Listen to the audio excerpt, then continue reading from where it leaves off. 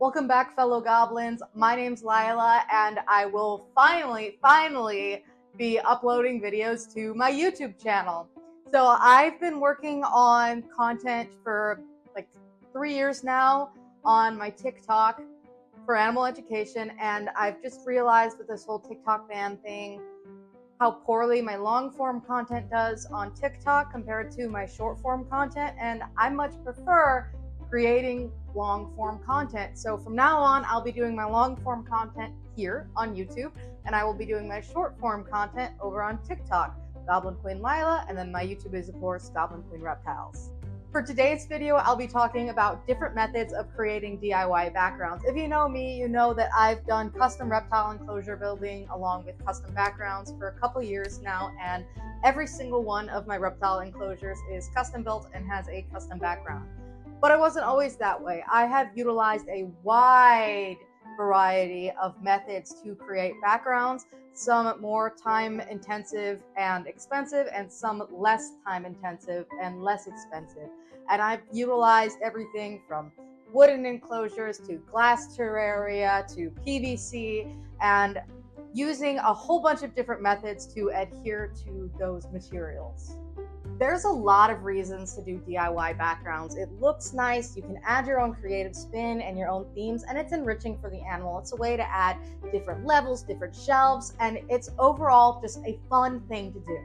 I will be focusing specifically on background creation in this video. I won't be going into DIY builds, just the backgrounds. So the very first method I'm going to talk about is specific to, well, it doesn't have to be, but for me, this is the one that I use mostly for glass terraria, and it is the easiest and least expensive of the various methods, and that is just hand painting.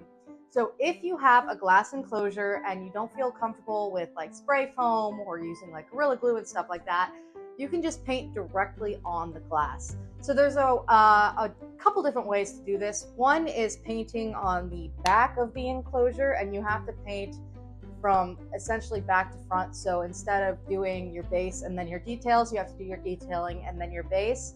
And I'll explain this a little bit further with photos of how I did that on my glass enclosures. Another method is just painting directly in it, going how you would normally paint with the base and then the details. But if you do it inside, you have to thoroughly seal it. And this is mostly applicable to glass enclosures because it is going to require a lot of layers. And if you have a species in there that requires humidity, then you're definitely going to want to seal it with a couple of layers. I personally use Mod Podge. That way the paint doesn't flake off or anything like that. And you, of course, are going to want to use a animal-safe paint and an animal-safe sealant. This method doesn't have to be only used with glass though. You can actually hand paint, like let's say you have a wooden enclosure, you can hand paint the back of wooden enclosures and the back of PVC enclosures. Just make sure you seal it. But with regards to the glass painting, when you paint it on the back so that you don't have to worry about any potential damage on the inside of the enclosure, what I do is I use an Expo marker to line out the details and the line work, and then I do the detailing and the line work with a paint pen. And then I'll go over top of that with the base colors with actual glass paint. So that is one method to do it. I use this by doing I used this when I did a Jungle Book enclosure. That was a Jungle Book themed enclosure for an emerald tree boa. And I've also used this method for like sort of a like fairy forest theme enclosure for a small snake. This is an example of my Jungle Book enclosure. I've obviously sped it up a whole bunch. This I did, I think, 2 years ago, and as an art piece, I really liked it. As an enclosure, it was not practical, but you can see that I'm painting backwards. So I do that detailing first, and then I do the glass paint to fill in the gaps. And I did Baloo, Bagheera, and Shere Khan for this enclosure, and then I carved the actual trees out of styrofoam. And like I said, as an art piece, it looks nice. If you just want something nice to look at, it doesn't enrich the reptiles really, but it's fun, and it looks nice.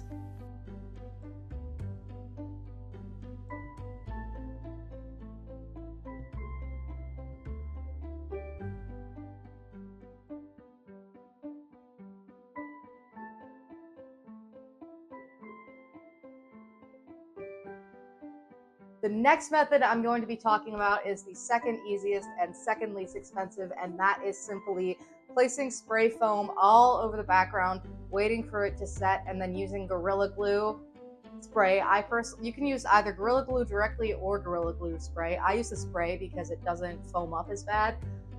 Several layers of Gorilla Glue spray, and then just hucking on some substrate. You can have a lot of creative liberties with this. You can use different colors of substrate, like for example, some different types of reptile soils are darker, some are lighter. You can use just cocoa husk, which is very light, or you can use something like Reptile soil, which is much darker. You could also place moss. You can use different types of moss. You can foam around plant pots so that you can do a bioactive with live plants coming out of the walls. You can foam in sticks this way because it will all blend in regardless. This is a very, very quick and easy way to do enclosure backgrounds, and I have utilized this method for a large number of my enclosures due to the fact that it is less time intensive and less expensive. Both of my Burmese python enclosures have this method where I just spray foamed it. I didn't carve. This doesn't require any carving. I didn't carve it, and then I just had cocoa husk and moss on there. And the reason why is because those are 12-foot enclosures. So doing carving and doing like tile grout, dry lock, and acrylic paint would have taken ages. So I use this method, and I think it looks just as nice.